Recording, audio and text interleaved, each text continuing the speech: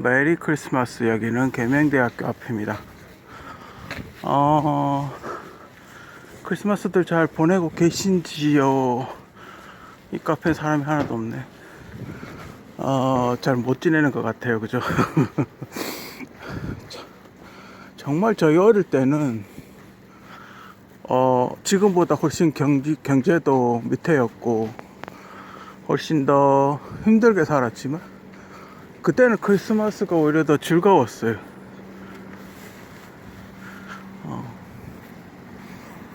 너무 즐겁고 활기차고, 그때는 인터넷도 없고 스마트폰도 없고 게임기도 없고 아무것도 없었지만 우리 어릴 때는 정말 재밌게 잘 지냈던 것 같아요. 근데 지금 왜 이렇게 됐죠? 나라는 더 GDP는 더 성장을 했고 산업은 더 발전했는데 왜 이렇게 됐을까요? 그죠? 참 이상하죠? 왜 더 잘 살게 됐는데 나라는 이렇게 됐을까요? 참, 그렇습니다. 하여튼 뭐 즐거운 성탄절 모두 잘 보내시고, 여기 주차가 많이 돼 있다고 해서 뭐 잘 돼가고 그런 건 아닙니다. 여기 원래 담벼락에 주차가 많이 돼 있어요. 여기는 웨딩샵 있던 데인데 옛날에 참 이쁘게 꾸며놓고 그랬는데 지금은 거의 폐가 같죠.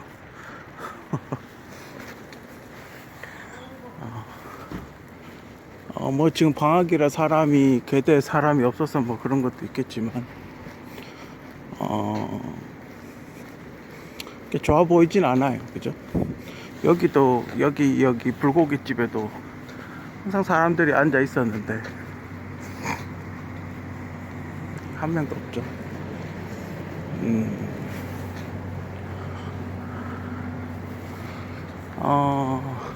저 교회는 참 오래됐는데, 나 어릴 때도 있었는데 아직도 있어요. 그죠? 신기해.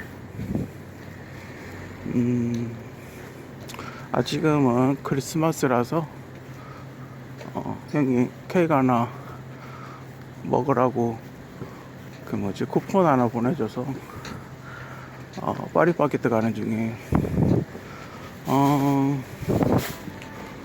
항상 가면 그 쿠폰에 케이크는 항상 없죠. 그죠? 쿠폰 사진 되게 이쁜데 가면 그 케이크는 항상 없어요. 딸기가 엄청나게 비싸더군요. 딸기 2팩이면 케이크 하나 사도록 하겠더라고요. 케이크도 가격이 너무 많이 올라가지고.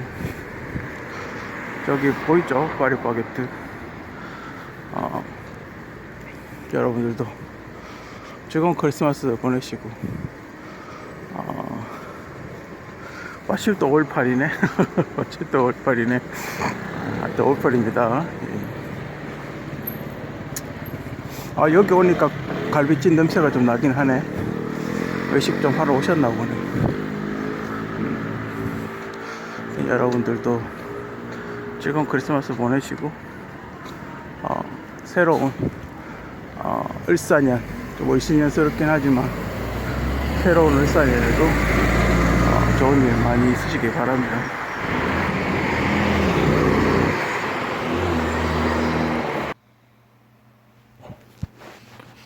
대남섬요 2025년 1월호. 모두 크리스마스들 잘 보내셨습니까? 물론 크리스마스 전에 뭐 깜짝 놀랄 빅 이벤트가 하나 있었죠.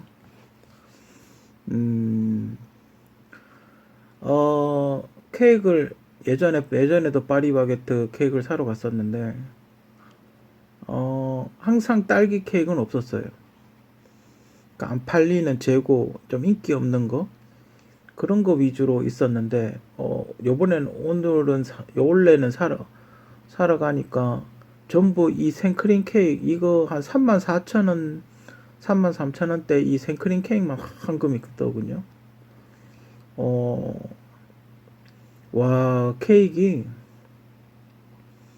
옛날 같으면 2만 원이면 진짜 떡을 좀 2만 원이면 좀 심하나?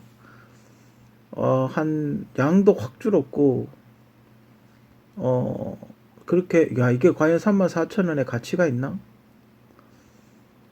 물론 지금 딸기 한 팩에 한 12,000원 정도 마트 가니까 12,000원 정도 하긴 하더라고요. 지금 천물이라 좀 비싸죠. 와 정말 어떻게 형이 쿠폰을 보내줘서 사 먹긴 했지만 다른 빵을 사 먹으려고 그랬어요. 그러니까 케이크를 안 사고 혹시 빵 맛있는 게 있으면 다른 거 살라 그랬는데 빵이 또 그날은 뭐 없더군요. 케이크 비싸서 그런가 케이크만 황금 있더군요. 아무튼 잠깐 울먹 겨자 먹기로 뭐 쿠폰 지금 안 쓰면 쓸데 없으니까 사 먹기는 했는데 근데 한결 부드러워진 건 있는데 유지방이 좀 적은 것 같더군요. 그 어떤 느낌이냐면 옛날에는 생크림이 묵질했어요. 약간 근데 굉장히 그 계란 흰자 같이 가볍더군요. 계란 흰자에다 생크림을 섞은 게 아닌가. 그게 더 싼가? 그 유지방이 많이 함유된 우유가 비싸거든요. 그 샤워 크림이라 그러나? 하여튼 그 유지방이 되게 이렇게 걸쭉한 우유가 있어요. 그걸로 해야 생크림이 약간 무겁거든요. 근데 이건 약간 계란 흰자를 이 거품기로 저은 듯한 그 뭐라 그러죠? 하여튼 그 있는데 계란 흰자를 거품기로 저은 듯한 그런 느낌? 그 언뜻 보면 생크림 같은데 먹으면 그냥 아무 느낌이 없는 약간 부드럽긴 한데 그래도 유지방이 함유돼야 되는데 함유되지 않은 듯한 그런 느낌? 하여튼 뭐 그런 느낌의 생크림 케이크였습니다. 오랜만에 케이크 먹어서 좋았고 어쨌든 형이 협찬이긴 하지만 글쎄 너무 글쎄 좀 그러네요. 그죠? 물가가 많이 올랐으니까 뭐 치킨도 한 세트 뭐 한 3만 원씩 하니까 그죠? 그래도 좀 비싸긴 합니다. 그죠? 첫 번째 소식은 역시 이야기 안 할 수가 없죠. 이 12월 3일이라고 오늘 다시 검색해 보니까 12월 3일이라고 한 달이 채 안 됐죠. 윤석열 대통령께서 갑자기 계엄령을 선포를 하고 지금 현 시점 지금 녹음하고 있는 12월 31일 현 시점은 탄핵이 됐죠.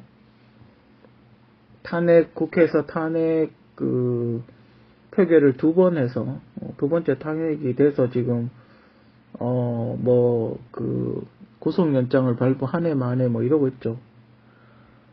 이미 탄핵이 돼서 탄핵 조사를 하고 있는데 무슨 구속영장을 발부하는지에 대해서는 좀 이해가 가지 않는데 이게 웃기는 게 대통령인데 약간 옛날 김재규 아저씨처럼 그렇게 취급을 하는 것 같아요. 그죠? 뭐가 좀 이상해요. 그죠? 우리나라 지금 뉴스 보면 뭔가 제정신이 아닌 것 같고 이상한 것 같고 그래요. 이게 말이 되나? 그죠? 말이 이상해요. 어떻게 대통령이 쿠데타를 해? 응? 쿠데타는 만약에 윤석열 대통령께서 총리였으면 대통령이 따로 있으면 쿠데타 그리고 자기가 대통령 행세했으면 쿠데타가 맞겠죠. 근데 본인이 대통령이잖아요. 근데 무슨 쿠데타예요? 뭔가 이상한 말도 안 되는 이상한 걸 사람들한테 이게 맞는 것처럼 이야기를 계속 하고 있는데 하여튼 좀 그렇습니다. 근데 제 개인적인 생각은 탄핵이 될 것 같아요. 윤석열 대통령이 복귀한다고 해도 그렇지 않습니까? 지금 뭐 개판 됐는데 복귀해가지고 뭐 어쩌겠어요. 그죠? 분위기 엉망진창인데. 그죠? 근데 내년에 우리가 조금 안 좋은 게 1년 동안 무정부 상태가 돼야 돼요. 만약에 윤석열 대통령 탄핵이 5월달에 결정된다 그러면 선거하고 인수위하고 하면 내년 12월달이나 돼야 취임을 하거든요. 그러면 거의 한 1년 동안 무정부 상태가 되는데 만약에 2026년에 2월달에 전쟁이 빵 터져버리면 취임한 지 한 두세 달 만에 전쟁 나는 건데 완전 젤렌스키인데 그죠? 뭐 그렇습니다. 지금 굉장히 안 좋은 상태예요. 그죠? 어쨌든 내년에 어찌됐든 일찍 하든 늦게 하든 탄핵 결정이 재선거 결정이 일찍 나든 늦게 나든 어쨌든 내년 1년 동안은 무정부 상태가 될 가능성이 매우 높아요. 지금 국가적으로 봤을 때 굉장히 위기 상황인데 참 안타깝고 이건 뭐 대봐라 하는 건지 나라를 말아먹고 있는 건지 민주당하고 윤석열 대통령 둘이가 나라를 다 말아먹고 있는 것 같아요. 그죠? 아무튼 그렇습니다. 그렇다고 뭐 아무나 대통령 할 수 있는 건 아니고 대통령이 굉장히 중요한 역할이니까. 그래서 그 계엄령 지금 이런 사태의 시발점이 된 계엄령 그 영상 뉴스 영상을 보면서 뭔가 이상해서 제 나름대로 알고 있는 상식 내에서 뭔가 이상해서 이야기를 해보려고 합니다. 보통 여기에 보면 이게 그 한국 원래 워리어 플랫폼이라고 있어요. 그게 뭐냐면 우리나라 미래 군인의 어떤 그 모습, 우리나라 미래 군인이 이제 이렇게 발전해 나갈 것이다라고 이제 컨셉을 잡아놓은 게 있는데 물론 이건 약간 구형일 수 있습니다. 어쨌든 컨셉을 그러니까 지금 약간 구형이니까 지금 군인들이 요렇게 하고 있겠죠. 지금 특수부대들이 요런 장비를 착용하고 있겠죠. 실제로 이와 유사한 장비를 착용을 하고 있어요. 그죠? 그래서 지금 여기 잘 보시면 밝은 게 있고 어두운 게 있어요. 저 어두운 게 왜 여기 보면 칼라로 되어 있는 게 있고 흑백으로 되어 있는 게 있잖아요. 여자분들이 잘 모르니까 설명을 제가 좀 해드릴게요. 이 까만 거는 누가 돌아가셨다고 저를 차는 게 아니고 지금 무광이 있고 유광이 있어요. 그러니까 빛 반사를 시키는 게 있고 빛 반사를 안 시키는 게 있어요. 그러니까 빛 반사를 시키면 어떻겠어요? 눈에 잘 보이겠죠. 그죠? 여기 까만색으로 되어 있는 걸 보면 아무래도 눈에 잘 띄지 않겠죠. 그죠? 자세히 봐야 알겠죠. 예전에는 그러니까 제가 군대 갔던 시절 96년도쯤에 그때쯤에는 눈에 잘 보이게 했어요. 그래야지 계급을 빨리 할 수 있으니까 눈에 잘 보이게 그렇게 했었는데 그 예전에 강릉 무장 공비 사건이라고 있었어요. 그러니까 잠수함을 타고 북한이 동해로 이렇게 침투를 했었는데 그 어민들이 깔아놓은 그물에 프로펠러가 걸려가지고 조난을 당했던 적이 있어요.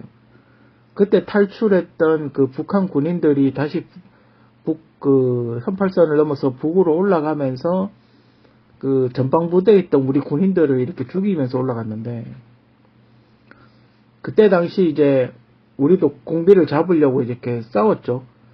수색을 해서 찾아서 이제 총을 쏘면서 이렇게 전투를 했는데 그때 당시 무장공비가 이야기했던 게 뭐냐 저기 하얀색 있죠. 눈에 잘 보이는 거. 저기 유광 그때는 이제 계급장이 금색이었는데 달빛에 반사되는 저 유광을 보고 조준사격을 했다는 거예요.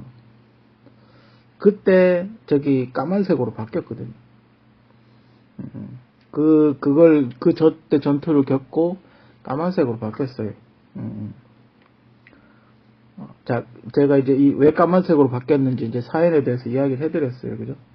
그러면 저기 보면, 워리어 플랫폼에 보면 유광으로 이렇게 태극기를 해놨죠. 저런 게 비전투 시에는 상관이 없어요. 그죠? 비전투 시에는 상관이 없어요. 근데 여 밑에 사다리 타고 올라가는 사진을 보면 전부 다 까만색으로 이렇게 하고 있죠. 지금 저거 붙이는 거는 찍찍이로 돼 있어서 우리 때는 바늘로 꼬맸었거든요. 근데 요즘은 찍찍이로 하니까 뭐 이렇게 붙였다 뗐다 할 수 있으니까 어쨌든 저거는 비전투일 때는 뭐 태극기를 컬러로 할 수도 있지만 전투 나갈 때는 기본적으로 어두운 걸 하고 나가는 게 제 개인적인 생각은 그게 맞지 않나. 생존력을 올리기 위해서 그게 맞지 않나. 그죠? 그리고 저 위에 총을 들고 있는 제일 위쪽에 총 들고 있는 3명이 보이는 사진 있죠? 저기에 보면 방탄조끼 색깔하고 군복하고 일치를 하죠. 그죠? 그러니까 색깔이 특출나게 이렇게 보이지 않아요. 그러니까 T는 방탄조끼, 저게 조끼, 방탄조끼인데, 군복하고 색깔이 다른 색깔이 입지 않는다, 이 말이에요. 그러니까 군복이 녹색이면 방탄조끼도 녹색, 군복이 까만색이면 방탄조끼도 까만색, 군복이 황색이면 방탄조끼도 황색, 저렇게 입는 게 정상이에요. 저 군복의 무늬는 위장을 하기 위해서 저렇게 있기 때문에 저게 만약에 다른 색깔의 조끼를 입고 있다면 어떻게 되겠어요? 눈에 잘 띄겠죠. 그죠? 그렇지 않습니까? 그리고 저 위에 머리에 이렇게 뿔같이 달린 게 야시경이거든요. 저 야시경이 뭐냐 하면 밤에도 대낮같이 이렇게 볼 수 있는 그런 장치예요. 우리나라는 제가 알기로는 저 1개짜리를 써요. 미군 특수부대는 4개짜리 4구, 그러니까 저 렌즈가 4개가 달린 게 있는데, 그게 4천만원 정도 한답니다. 그 하나에. 4개, 카메라가 4개 달린 게 4천만원 정도 하는데, 미군은 그걸 써요. 근데 제가 알기로는, 우리나라는 저 1구짜리를 쓰고 있는 걸로 알아요. 아직 4구짜리는 안 사온 걸로 압니다. 여러분들 머릿속에 집어넣으세요. 그리고 요 밑에 까만색 입은 옷 있죠? 까만색 옷 입은 군복. 무전기 같은 거 주렁주렁 달고 있는 사람. 이 사람, 요게 이제 707 부대의 707 부대 흑복이라는 거예요. 이 사람들의 특징은 뭐냐? 옷을 까맣게 입고 다녀요. 왜? 밤에 이렇게 몰래 침투해서 들어가서 눈에 안 보이게 하려고 다 저렇게 까만색, 헬멧이고 군복이고 장비고 모든 게 다 검은색으로 저렇게 하고 다녀요. 그리고 저 고글 같은 거 있죠? 저 고글 같은 건 방탄이에요. 그러니까 총알이 이렇게 스치고 지나가도 눈을 보호해 줄 수 있는 그런 특수 소재로 되어 있는 굉장히 두꺼운 방탄이에요. 선글라스 같은 거 먹고 바로 날아가 버리겠죠. 아무리 렌즈가 선글라스라 그 방탄이라도 안경 자체가 부러지겠죠. 총을 맞으면 충격에 의해서. 여러분들 이걸 잘 머릿속에 제가 방금 이야기했던 거 어두운 패치 달고 다니고 우리나라 군은 199 총은 대부분 K2를 갖고 다니고 방탄조끼하고 군복은 거의 일치하고 707 부대는 주로 까만색을 입고 다닌다. 자, 머릿속에 기억해 두세요. 자, 지금 여기 사진은 계엄령 때, 위에 사진은 계엄령 때 들어오던 군인들 사진이에요. 그 뉴스 같은 데 나온 계엄군 사진이고 하단에 있는 건 일본군 사진이에요. 저 총을 잘 보세요. 저 총은 어떻게 보면 K2와 매우 유사하게 디자인이 되어 있는데 앞에 부분이 좀 달라요. 그러니까 K2는 총열 부분이 약간 노출이 되어 있는데 요거는 노출이 되어 있지 않죠. 근데 언뜻 보면 K2하고 굉장히 비슷해요. 이거 당기는 방식이고 장전손잡이를 당기는 그러니까 M16하고 다른 방식이고 AK 같이 장전손잡이를 당기는 방식이고 특징은 총열의 삼각대가 달려 있어요. 물론 제거를 할 수도 있어요. 제거를 할 수도 있지만 총열의 삼각대만 달려 있고 앞에 총열을 안 보면 뒤에 쪽만 보면 K2와 매우 유사한 총을 일본군이 소유하고 있고 방금 제가 태극기 그 흰색 태극기 유광 태극기 있다 그랬죠. 그게 지금 저 사람들 방탄조끼에 달고 있죠. 이거는 지금 약간 옛날 사진 같아요. 저 총 이름이 89년에 저 총을 도입을 했나봐요. 그래서 저 총 이름이 89식이라 그래요. 일본에서는 89식 제식 소총이라 그래요. 일본에서 명칭은. 저 위에 우리 군인들 보이죠. 여기는 근데 깔맞춤을 좀 했네요. 근데 저는 처음에 그 영상을 보면서 왜 707을 보냈다는데 왜 녹색을 입고 있지? 그래서 제가 이 사진을 첨부한 이유는 굉장히 녹색이었어요. 진한 녹색. 근데 우리나라는 지금 그 전날 며칠 전에 눈이 왔었거든요. 계엄령 선포하기 전에 눈이 왔다고요. 경복궁에.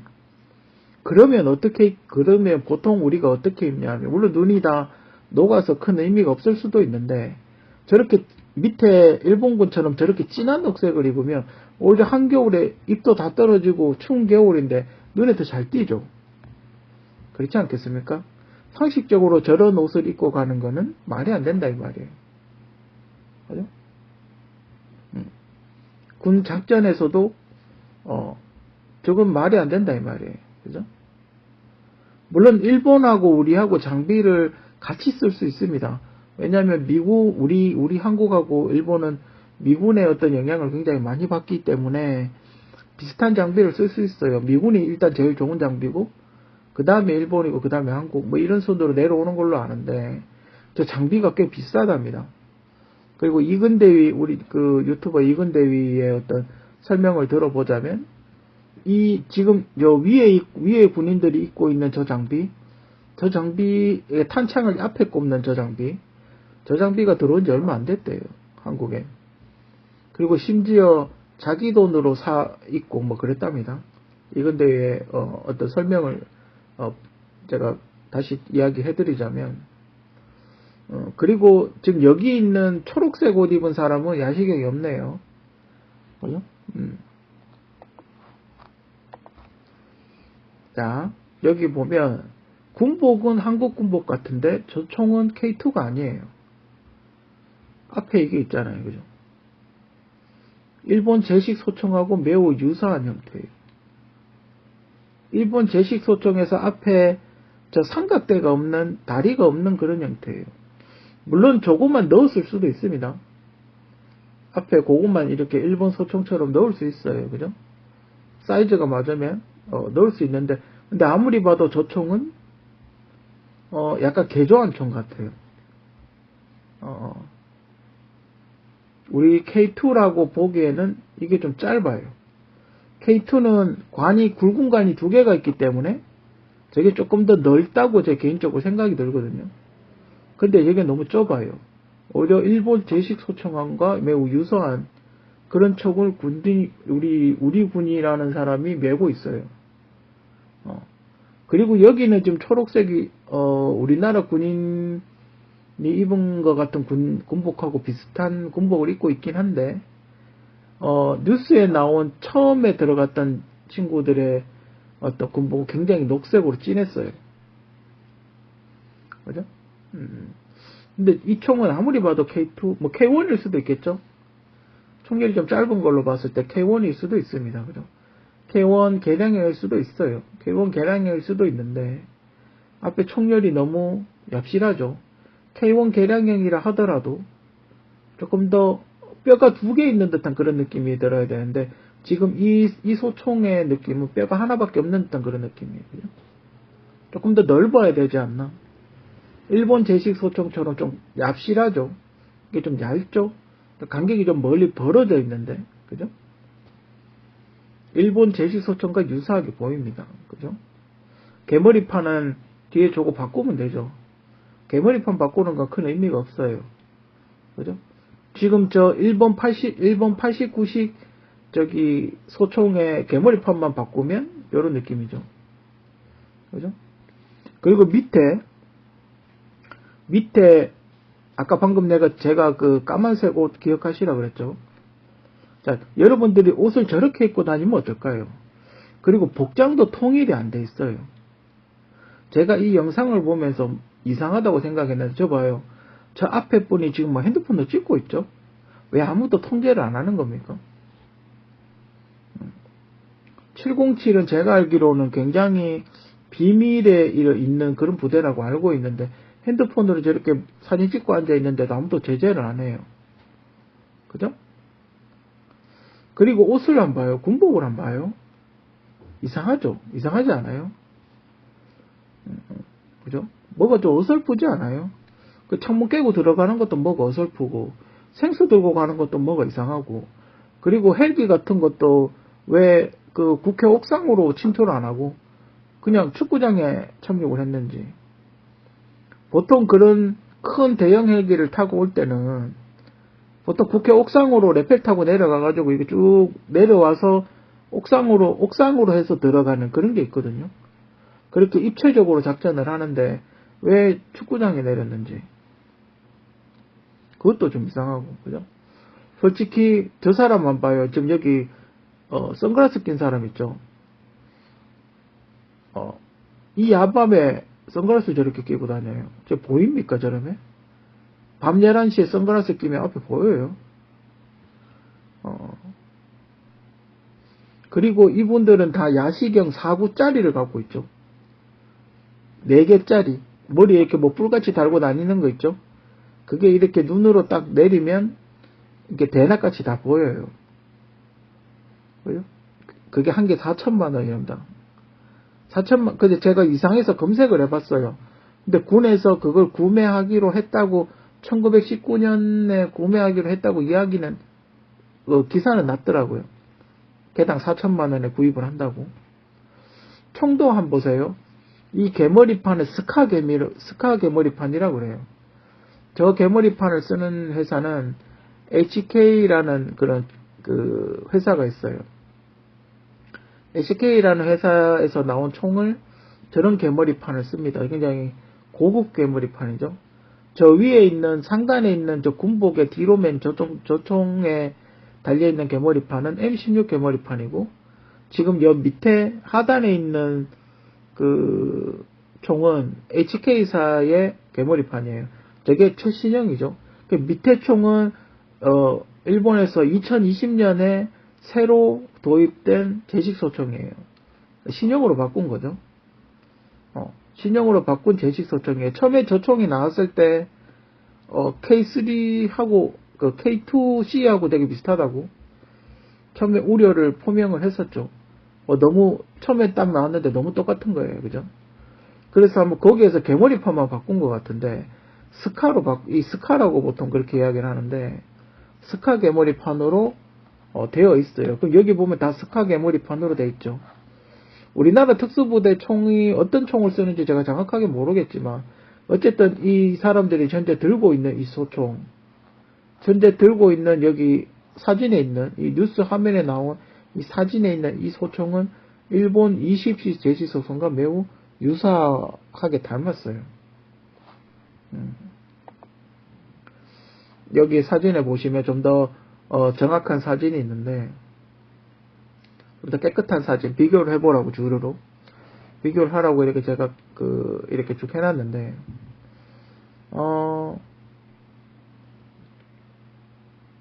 거기 영상에 보면 스코프 달고 있는 친구도 있어요. 영상에 보면 총구를 아래로 내리고 스코프 달고 있는 친구도 한 명 있어요. 그 모양이 이거랑 똑같아요. 옆에 여기 스코프 달고 있는, 망원경 달고 있는 이 총하고 똑같이 생겼죠. 이게 지금 일본의 제식 소총이랍니다.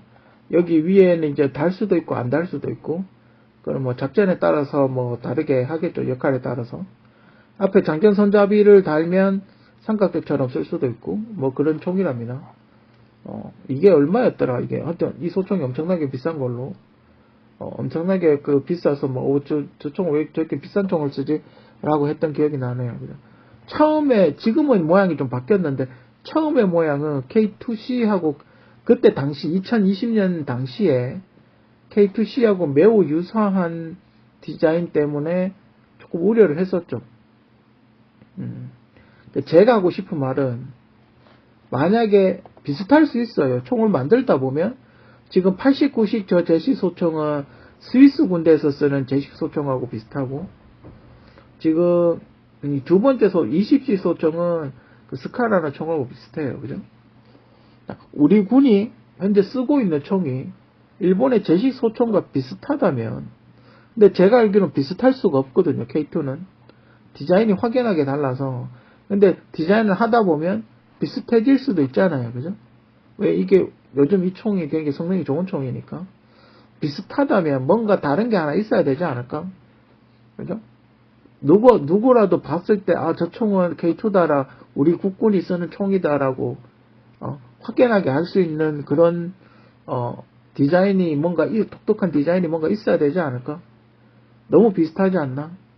만약에 707이 쓰는 총이 뭐 스카일 수도 있는데, 제가 알기로는 스카는 저런 디자인이 아니에요. 조금 더 총이 크죠? 이거는 좀 스카인데 슬림하게 만든 거예요. 제가 아는 스카는 저렇지 않아요. 되게 약간 뚱뚱하게 생겼죠. 그죠? 뚱뚱하고 납작하고 좀 더 커요. 총이. 왜냐면 그래야지 총열이 버티거든요. 총을 연사를 해도 총열이 버틴다 이 말이에요. 그렇기 때문에 제가 아는 스카 총은 좀 더 커요.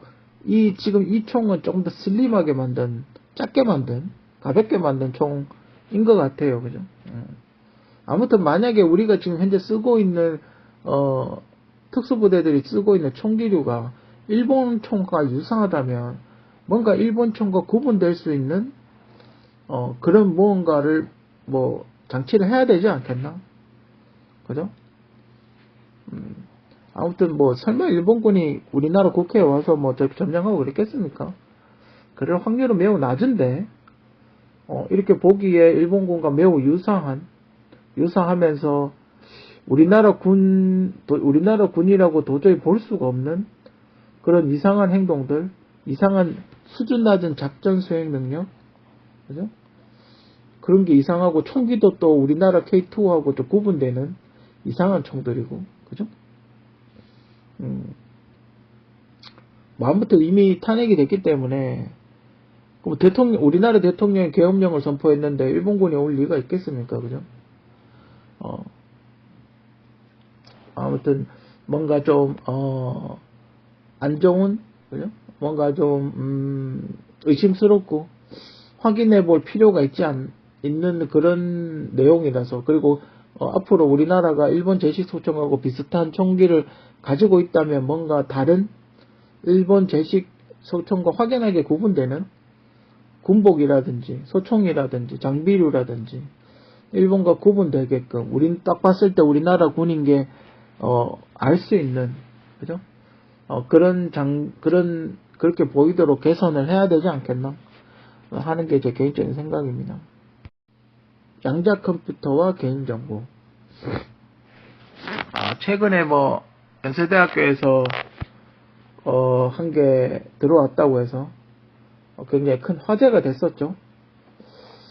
근데 양자 컴퓨터 이야기가 나온 지 꽤 오래됐어요. 그죠? 그때 제가 기억하기로는 7나노 양산한다고 했을 때 그때쯤에 양자 컴퓨터가 나왔던 걸로 기억을 하는데 제가 이 파일을 만들면서 이 양자 컴퓨터는 어떻게 굴러가나? 어떤 작동 방식인가?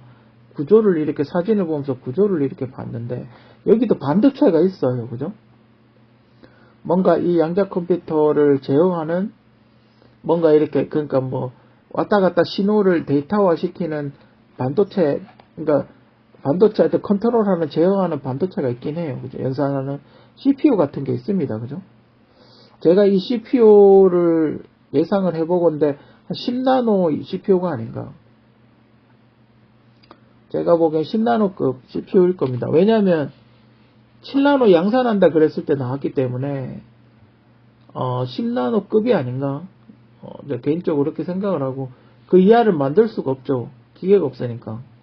물론 기계가 그쪽에는 뭐 있었을 수도 있겠지만 대량 생산하는 게 아니고 한 개 만드는 거면 있을 수도 있겠죠. 어쨌든 저 CPU는 10나노급이 아닌가 그렇게 예상이 됩니다.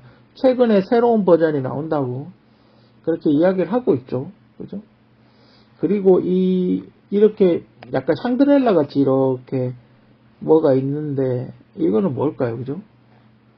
여기로 이제 양자가 지나가겠죠? 제 예상은 지금 양자 컴퓨터의 제 개인적인 생각은 그러니까 빛을 이렇게 깜빡깜빡 하는 거죠. 그러니까 여러분들 왜 인터넷 쓰는 거 있죠? 광섬유 쓰는 거 있죠? 광섬유 아시죠? 빛이 이렇게 빠르게 통과하는, 여러분들이 지금 대부분의 인터넷, 대한민국의 대부분의 인터넷은 광섬유로 인터넷을 하고 있어요. 그죠? 이거는 광섬유가 아닌가.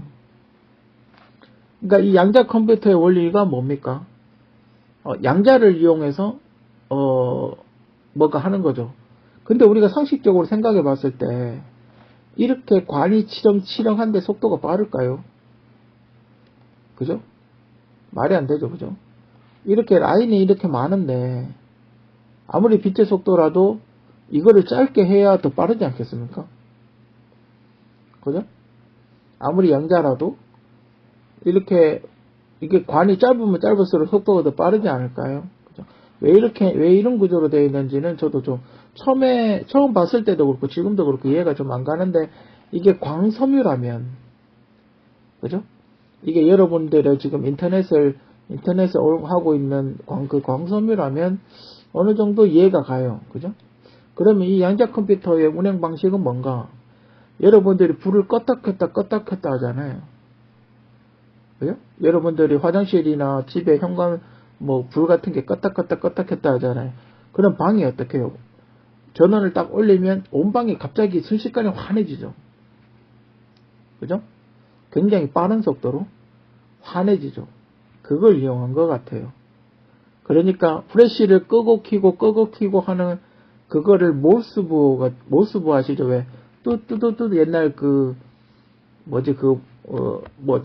옛날 전쟁량가 보면 뚜뚜뚜뚜뚜 하면서 왜 모스부호를 날리듯이 그 프레쉬를 끄고 키고 하는 걸 모스부호 같이 만들어서 이렇게 보내는 게 아닌가.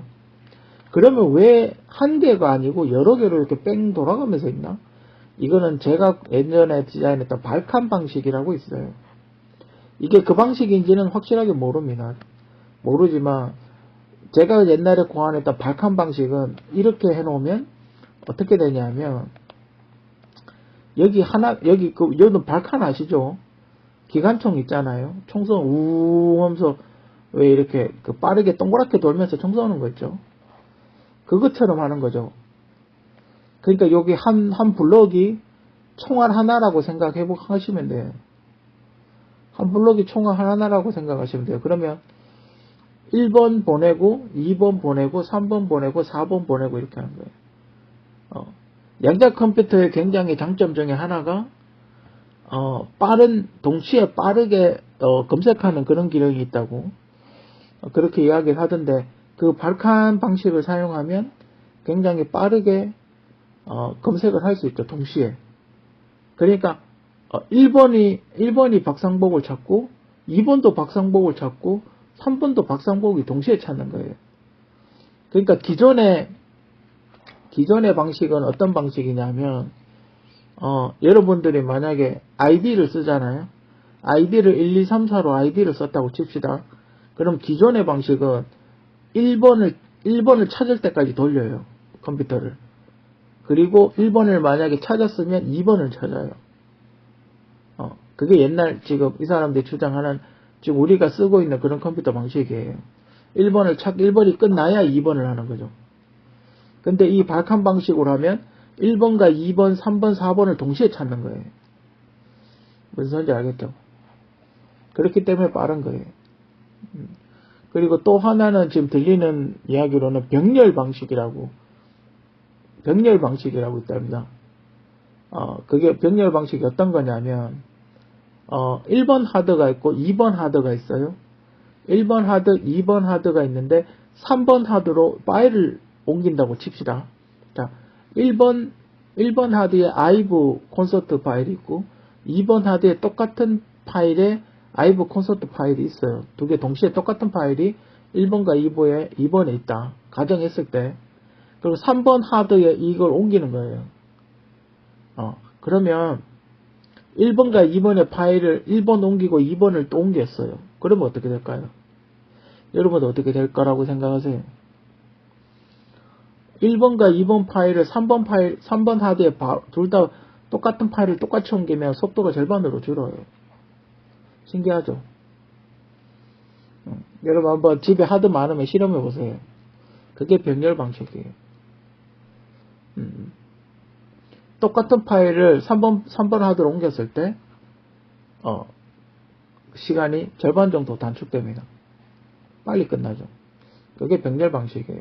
지금 여기 양자 컴퓨터에 쓰고 있는 그 방식이 그 병렬 방식이라고 이야기를 하더군요. 지금 이 원리는 정확하게 모르겠어요. 컴퓨터 한 대 140억 한다 그러니까 어떻게 뜯어볼 수도 없고, 그죠? 좀 들리는 얘기로는 그렇습니다. 한국인도 많이 참여를 했다고 그렇게 이야기를 하던데, 그죠? 그러면 이 양자 컴퓨터를 할 수 있는 게 뭐가 있을까요? 이거는 영화도 못 보고, 게임도 못 하고, 오로지 연산만 해요? 그럼 할 수 있는 건 뭐밖에 없어요? 해킹밖에 없어요, 그죠? 어? 통계 돌리는 거하고, 지금 연세대학교에서 통계 돌린다고, 뭐, 통계치 같아요. 통계치 뭐 그런 거 돌린다고, 뭐 약 만드는데 뭐 쓴다고 뭐 갖고 왔다는데, 솔직히 이거는 약 만드는 것보다는 해킹에 특화된 컴퓨터죠. 연산밖에 안 하니까. 굉장히 빠른 속도로 동시에 연산을 해서 비밀번호를 알아내는, 그 관리자 번호를 알아내는, 거기에 특화되어 있는 것처럼 보입니다. 지금 봤을 때는. 별다른 특이한 능력이 없는 걸로 보이고, 그리고 이 양자 컴퓨터를 연세대에서 언제 갖고 왔는지 정확하게 모르겠는데, 제가 그 많은 의혹들을 제기했었죠. 공공 와이파이로 해킹을 한다고. 많은 의혹들을 제기했을 때 그때 당시는 보도가 없었어요. 그리고 얼마 지나가지고 지금에서야 양자 컴퓨터를 갖고 왔다 라고 이제 공식적으로 발표를 했습니다. 자, 여기서 이상한 점이 몇 개가 있죠. 자, 이 컴퓨터가 있으면 이 연세대에서 나쁜 마음을 먹는다면 정부 기관을 다 털어버릴 수도 있어요. 정부 컴퓨터를 다 털어버릴 수도 있다 이 말이에요. 왜 이거는 정부에서 이 위험한 컴퓨팅 시스템을 정부에서 관리를 하지 않나? 이거는 만약에 이 사람들이 나쁜 마음을 먹고 이상한 데 쓰면 우리나라 전산이 개판이 될 수가 있는데 왜 정부에서 관리 감독을 안 했을까라는 의문이 하나 생기고, 실제로 저도 그렇고 정부 기관에서 공식적으로 그 주민등록 등본이라든지 전산기기 마비가 실제로 있었습니다. 실제로 해킹 사건이 있었어요. 김숙희라는 사람이 해킹을 했다라는 식으로, 북한에서 해킹을 했다라는 식으로 이야기를 했죠. 실제로 해킹을 당했어요. 그리고 저도 은행에 비밀번호 3개 눌렀는데 4개 누른 것처럼 해서 이게 뭐지? 정지가 됐었고, 실제로 그런 사건들이 제가 겪은 사건도 있고 실제로 공식적으로 뉴스에서 나온 사건들이 있었어요. 그럼에도 불구하고 왜 정부에서 관리를 하고 있지 않는지. 굉장히 위험한 물건이거든요. 온갖 전산을 다 털어버릴 수 있는 굉장히 빠른 슈퍼컴퓨터란 말이에요. 그죠? 해킹에 특화되어 있는 컴퓨터라고 해도 과언이 아닌데 왜 정부에서 관리를 하고 있지 않은지. 이건 분명히 무조건 정부에서 관리를 해야죠. 개인정보를 다 털어볼 수 있는데. 지금이라도 빨리 연세대학교에 돈을 지급하고 해서라도 빨리 아니면 그 건물 자체를 정부가 관리를 하든지, 정부에서 하루빨리 이 양자 컴퓨터를 통제를 해야 됩니다. 그렇지 않습니까? 안 그러면 여기 이글아이라는 영화가 있죠. 이 영화가 어떤 내용이냐면 스티븐 스필버그 아저씨가 제작한 영화인데, 인공지능 컴퓨터가 이 주인공한테 이렇게 CCTV로 보고 핸드폰으로 전화하고 막 이래. 좀 내용이 100% 다 생각을 안 나는데, 여기 남자 주인공, 예전 트랜스포머 주인공, 이 사람한테 막 피하라고 이야기를 하죠. 지하철 오니까 빨리 타라 그러고, 옆에 사람한테 전화해서 전화 받으라 그러고. 나중에 누가 이렇게 나한테 정보를 주나? 라고 해서 마지막에 만난 게 슈퍼컴퓨터 인공지능이었죠. 그때 인공지능 생겼던 게 지금 옆에 요 사진하고 비슷하게 생겼어요. 꼭 그 드론 밑에 달려있는 CCTV 카메라 같이 생겼죠. 그죠?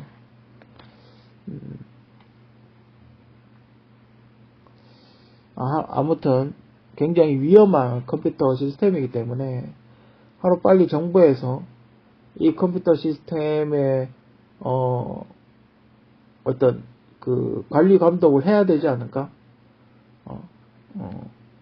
이런 앞으로 최첨단 컴퓨터들이 이거 지금 계속 이제 나노가 심해지면 이 칩을 좀 더 엄청나게 이 두 번째 버전을 얼마 전에 발표했죠.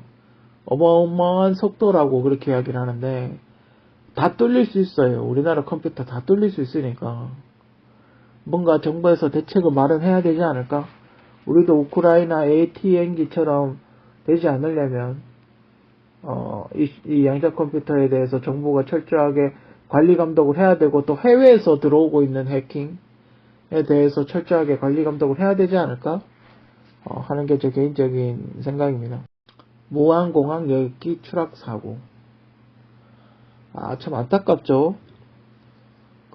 이것도 뭐 인재라고 봐야죠, 그죠?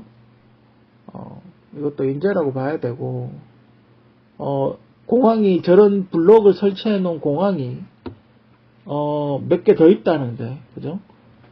하루빨리 정비를 해야 되지 않을까, 그죠? 여러분들 탑건 2 보신 적 있습니까? 유튜브 검색해도 탑건 2가 나오거든요.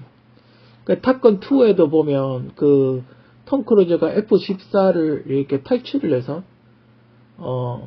항공모함으로 이렇게 오는 장면이 있는데, 앞에 그 랜딩기형 다리가 부러지죠. 앞다리가 부러지죠. 앞다리가 부러져가지고, 항공모함에 착륙을 할 때 동체 착륙을 하게 됩니다. 그때 그 항공모함에서 어떻게 하나요? 그물을 치죠. 그물을 쳐서 이렇게 항공기가 오면 거기에 걸려서 정지가 되게끔 그렇게 만들죠.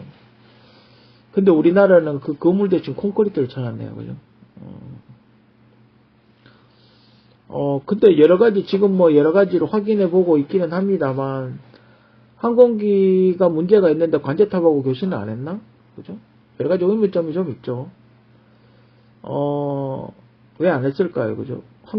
관제탑의 운영 능력이 좀 부실하지 않았나?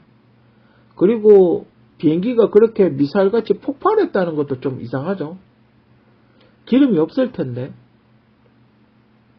태국에서 한국으로 왔으면 기름을 다 썼을 텐데, 왜 그렇게 강력한 폭발이 일어났는지에 대해서도 조금 이상하기도 해요. 그죠? 그리고, 랜딩 기어가 다리가 안 내려왔으면, 오히려 바다 쪽으로 착륙하는 게 안전하지 않았을까? 바로 옆에 바다가 있던데, 오히려 갯벌에 착륙하는 게 더 안전하지 않았을까? 어차피 랜딩 기어가 펴지지 않았는데, 그죠? 그런 좀 여러 가지 이상한 점이 있어요. 오히려 바로 옆에 갯벌에 착륙했으면, 흙바닥에 착륙했으면 오히려 더 안전했을 텐데, 이런 폭발 사고는 일어나지 않았을 텐데, 그죠? 그죠? 물에 빠졌으면 더 일어나지 않았겠죠, 그죠? 바로 옆에 있으니까 구조대가 빨리 갈 수도 있지 않았을까, 그죠? 그리고 옆에 소방차 같은 것들이 왜 미리 대기하고 있지 않았는지. 비행기가 저렇게 역주행을 하고 있는데 왜 소방차나 앰뷸런스 같은 것들이 미리 근처에서 대기하고 있지 않았는지. 그죠? 무안공항은 아무 대책이 없었나? 보니까 지금 문제점이 드러났죠. 원래는 플라스틱 이렇게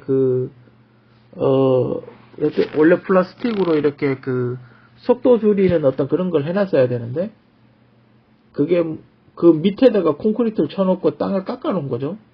그래서 이렇게 쭉 미끄러지다가 플라스틱 구조물을 쳐야 되는데, 헤드가 이렇게 땅을 파놔가지고 콘크리트 쳐박게 이렇게 만들어놨다 그러죠. 이륙에서 정상 작동한 바퀴가 착륙 시 고장. 지금 사진에서는 바퀴가 나왔다라는 얘기도 있고, 또 바퀴가 안 나왔다 그러고, 나왔다라고 이야기하는 사진도 있고, 또 안 나왔다고 이야기하는 사람도 있어요. 그죠?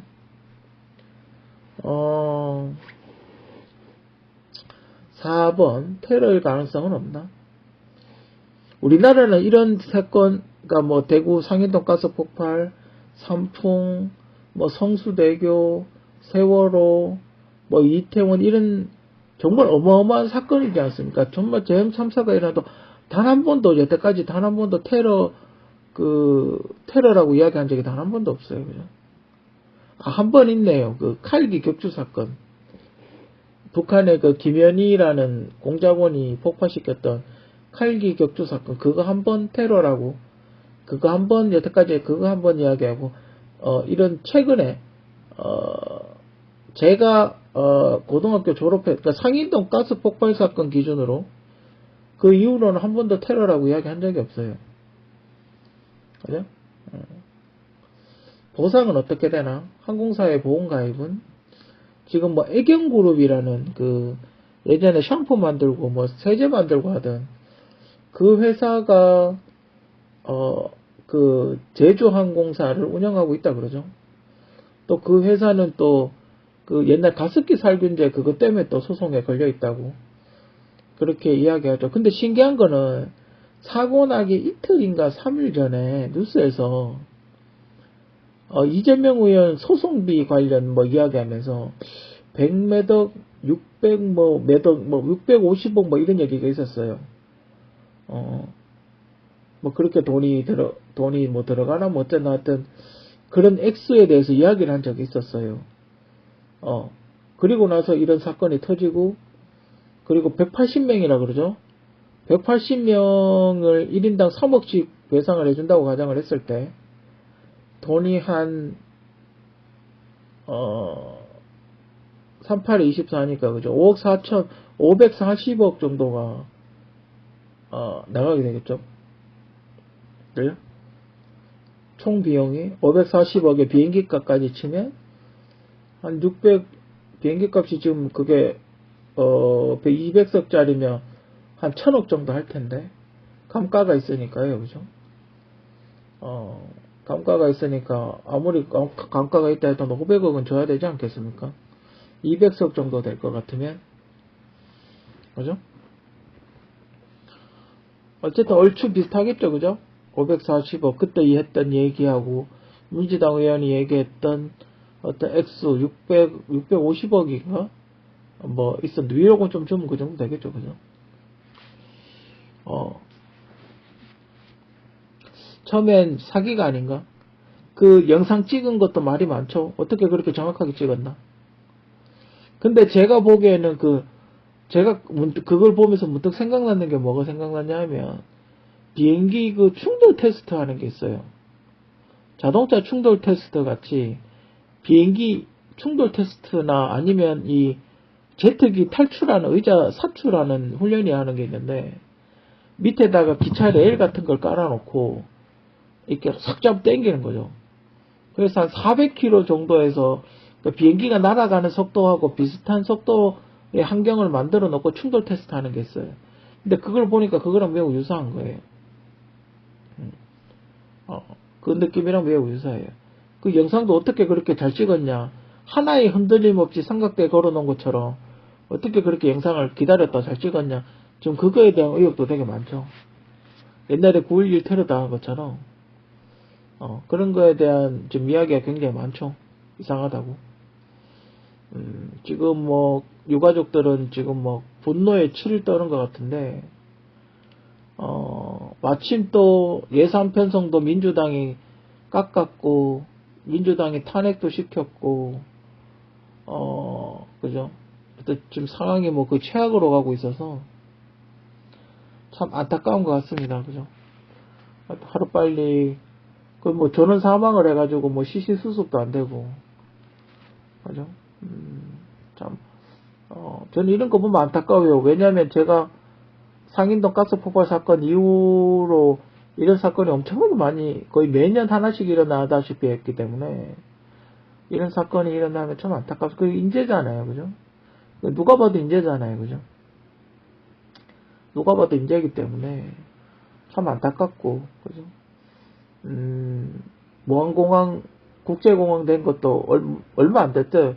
무한공항 검색해 보니까 국제선 취항한다고 되게 좋아가지고 앞으로 뭐 잘 될 것 같습니다 이러면서 인터뷰한 게 불과 일주일 전에 그런 인터뷰를 했더라고요.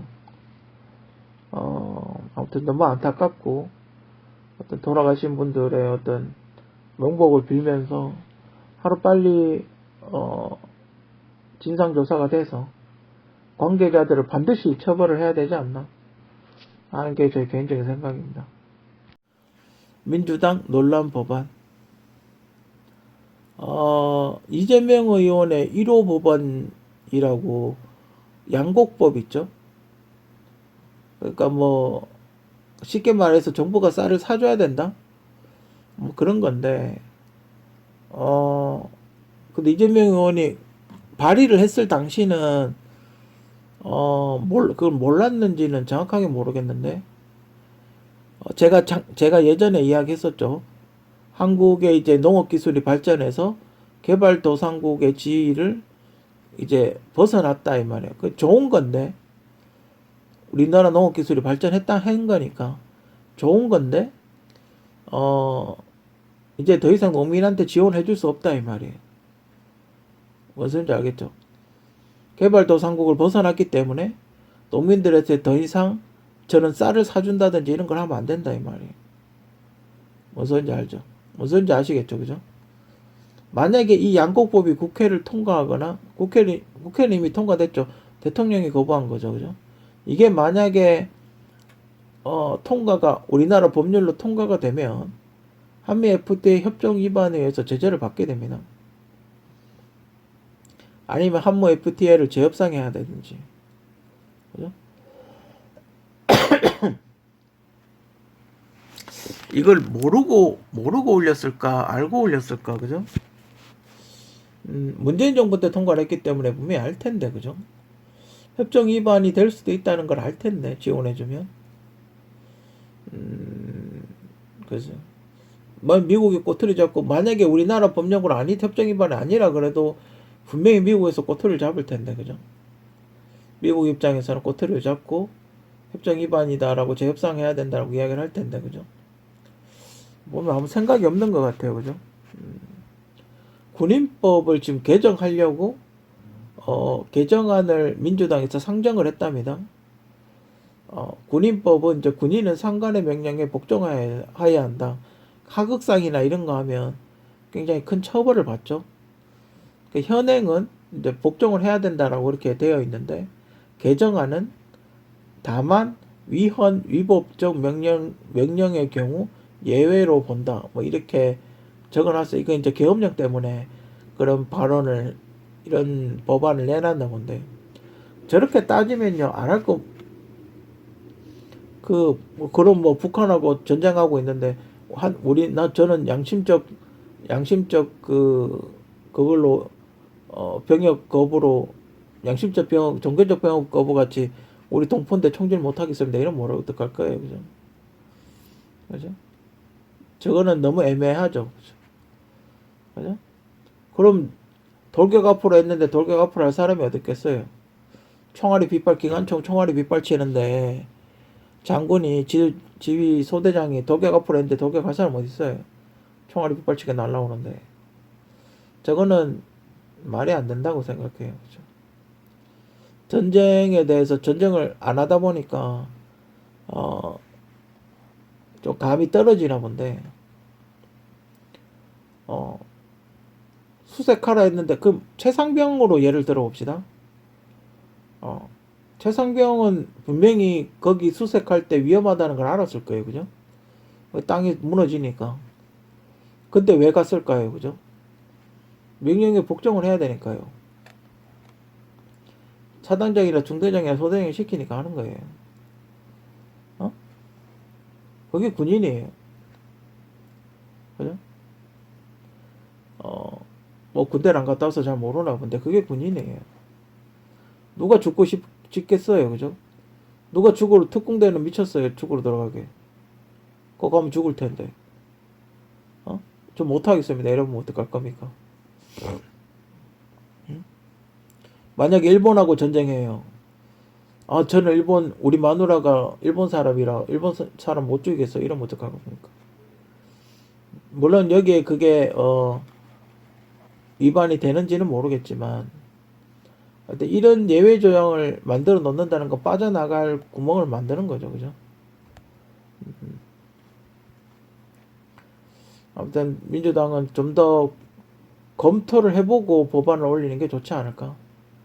괜히 지금 민주당에 그렇게 나쁜 분위기가 아닌데 스스로 이상한 법안을 올려서 계속해서 이상한 법안을 올려서 스스로 화를 자초하는 지금 국민들이 굉장히 불만이 폭발 직전인 걸로 아는데 만약에 내년에 무정부 상태에서 뭔 일 터지면 그 책임은 다 민주당이 져야 될 겁니다. 그죠? 그래서 원래 여러 가지 사태로 내년에 제 나름대로 사자성어를 한번 채택을 해봤어요. 그죠?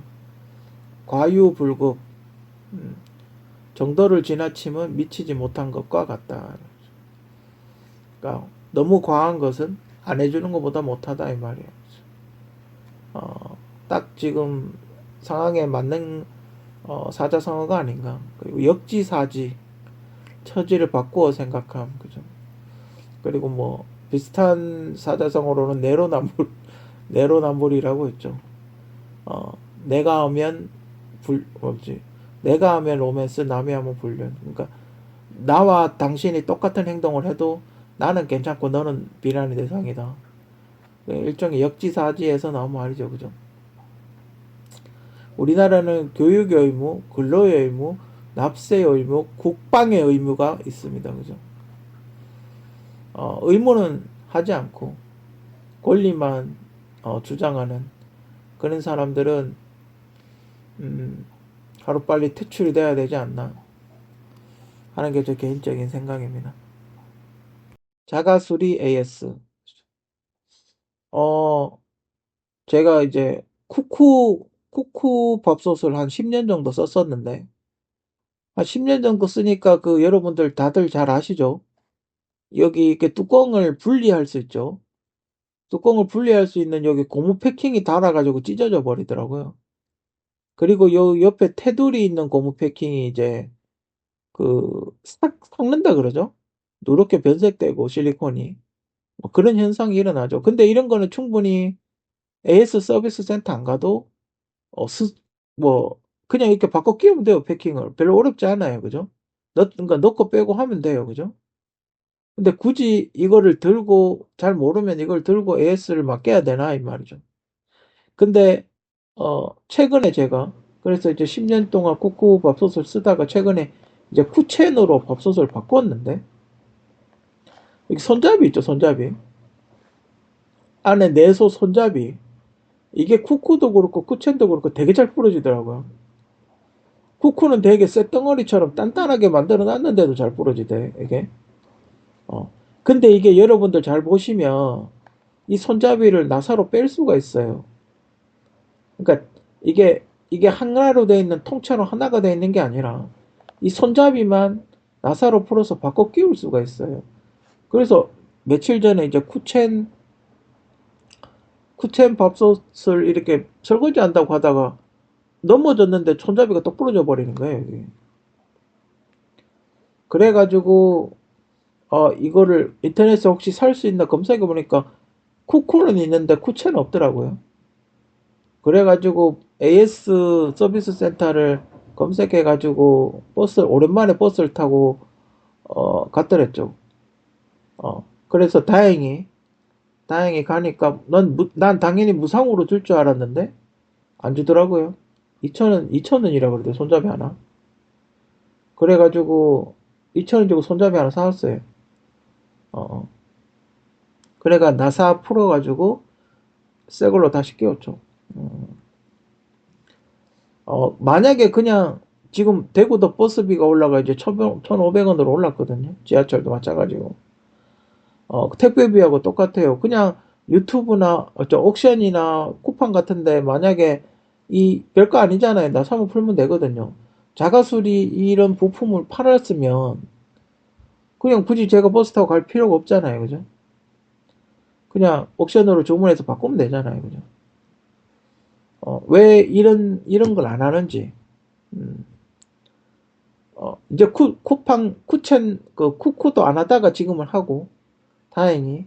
쿠쿠는 이제 부품을 팔고 있으니까 다행이고, 쿠첸도, 이렇게 자기들이 잘 부러지는 거 알잖아요, 송호프. 여기 고무 패킹이라든지, 테두리 고무라든지, 잘 부러지는 손잡이라든지, 이런 거는 옥션이나 쿠팡에서 팔 수 있으면 팔아서 그냥 주문해서 그냥 바로 사용할 수 있으면 참 좋을 텐데. 그죠? 그리고 자가수리법, 그런 거 있잖아요. 이거 어떻게 자가수리하는지 유튜브 같은데 이렇게 친절하게 설명해 주는 영상 같은 거 하나 찍으면, 자기들도 업무가 줄 거 아니에요. 그죠? 그죠? 자기들도 이런 이상한 걸로 AS 오는 간단한 수리 때문에 AS 오는 그런 일이 확 줄어버릴 거 아니에요, 그죠? 아무튼 이렇게 이런 간단하게 고칠 수 있는 자기들도 잘 부러지는 거 알잖아요, 그죠? 간단하게 수리할 수 있는 그런 거는 수리할 수 있는 부품 같은 거는 쿠팡이나 옥션 같은 데 올려서 이렇게 택배로 집에서 편하게 굳이 버스 타고 거기 안 가도 택배로 받을 수 있게끔 그렇게 했으면 참 좋겠다는 그런 생각을 해봤습니다. 쿠첸 AS 서비스 센터 서대구 지점에 왔습니다. AS 받을 게 있어서 드디어 이 추운 날에 도착했습니다. 여기는 어디냐면 저 내거리가 축전 내거리, 지하철역 1번 출구로 오시면 1번 출구 사라게도와 1번 출구로 한 50m 정도, 저 입구 멀죠? 50m 걸어오시면 제 AS 서비스 센터 서대구점이 있습니다.